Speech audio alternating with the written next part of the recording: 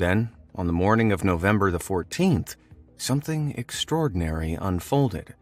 Strike Fighter Squadron 41 took off from the aircraft carrier on a regular training operation when suddenly these mysterious radar tracks were spotted again. Lieutenant Douglas Kurth was instructed to investigate the unknown target approaching from the south. As he made his way to the coordinates, he saw a large disturbance in the water and claims to have seen something submerged just below the surface. He said it reminded him of a submarine or ship below the surface of the ocean.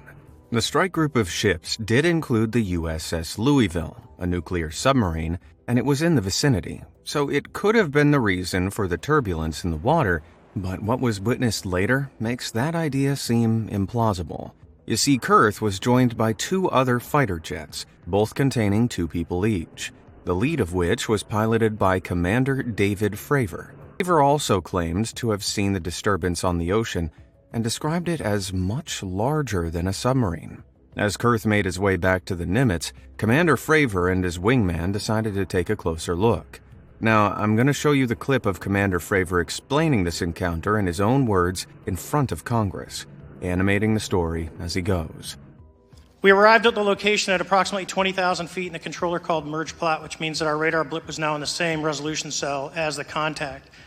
As we looked around, we noticed that we saw some whitewater off our right side. It's important to note that the weather on this day was as close to perfect as you could ask for off the coast of San Diego. Clear skies, light winds, calm seas, no whitecaps from waves. So the whitewater stood out in a large blue ocean. All 4 of us, because we were in F-18Fs, so we had pilots and Wizzo in the back seat, looked down and saw a white tic-tac object with a longitudinal axis pointing north-south and moving very abruptly over the water like a ping-pong ball. There were no rotors, no rotor wash, or any sign of visible control surfaces like wings. As we started clockwise towards the object, my Wizzo and I decided to go down and take a closer look with the other aircraft staying in high cover to observe both us and the tic-tac.